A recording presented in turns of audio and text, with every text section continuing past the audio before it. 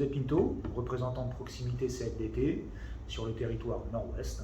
Et aujourd'hui, nous allons parler argent, et plus précisément d'épargne salariale. Pour cela, j'ai invité mon camarade Alain Bazalgette, élu au CSE et également élu au CSEG.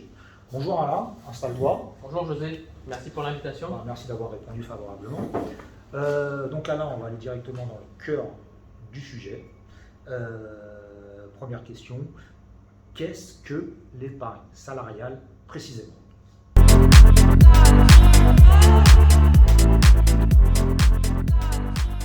Tout simplement, José, l'épargne salariale est une épargne de moyen et de long terme. C'est une épargne qui est construite avec l'aide de notre employeur et qui permet de financer ses projets et ou sa retraite. Elle se constitue à partir de l'intéressement ou de la participation aux bénéfices. D'accord. Donc pour schématiser, l'épargne salariale est la redistribution d'une partie des bénéfices aux salariés, mais ces sommes, où vont-elles?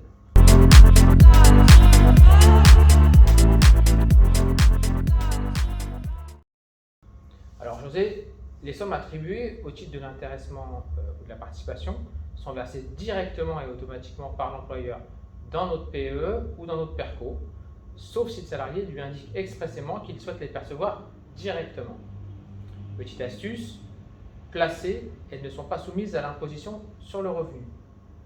Spécificité massif, le PEE est un PEE groupe, c'est pour cela qu'il s'appelle PEG et non PEE.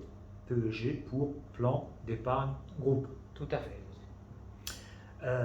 Donc l'argent ou une partie de l'argent que je place dans cette épargne salariale, est-ce que je peux le retirer quand bon me semble? On va être concret. Imaginons j'ai besoin de liquidité pour acheter un véhicule, pour les fêtes de Noël, pour partir en vacances. Est-ce que je peux retirer sur mon épargne salariale?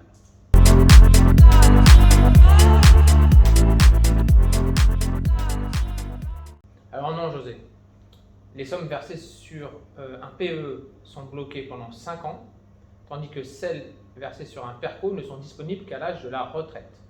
Néanmoins, si tu as besoin de cet argent plus tôt que prévu, il existe toutefois plusieurs cas de déblocage anticipé qui permettent de récupérer les sommes épargnées, comme par exemple pour l'acquisition de ta résidence principale. Les cas de déblocage sont différents pour le PEE et le PERCO. Ils sont bien moins nombreux pour le PERCO, car ces sommes, comme nous l'avons vu, sont bloquées jusqu'à l'âge de la retraite. Pour les connaître, tu peux te rapprocher des élus CFDT qui connaissent tous les détails des déblocages anticipés, tout simplement. Merci Alain pour ces éclaircissements. Quant à moi, j'en profite pour vous indiquer que notre groupe communication CFDT est en train de préparer un tract sur ce thème qui s'intitulera Quoi de neuf? Pourquoi? Parce que c'est pour la 9e année consécutive que nous toucherons un intéressement et une participation grâce à la signature de la CFDT.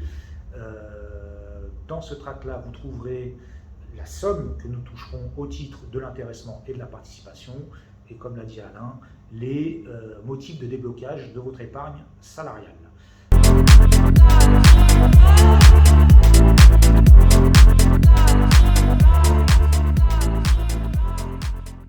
Si vous avez des questions, comme l'a dit mon camarade Alain, vous n'hésitez pas à contacter vos élus CFDT sur leur adresse email, à savoir contact@cfdtmassif@gmail.com. Quant à moi, je vous souhaite de passer une bonne journée et je vous invite, si vous avez trouvé cette vidéo utile, à liker. Voilà, je vous souhaite donc une bonne journée. Merci Alain d'être venu. Merci à toi pour l'invitation. Je te dis à très bientôt pour une autre émission sur un autre thème. Éventuellement la retraite. Ça marche, avec plaisir. Au revoir.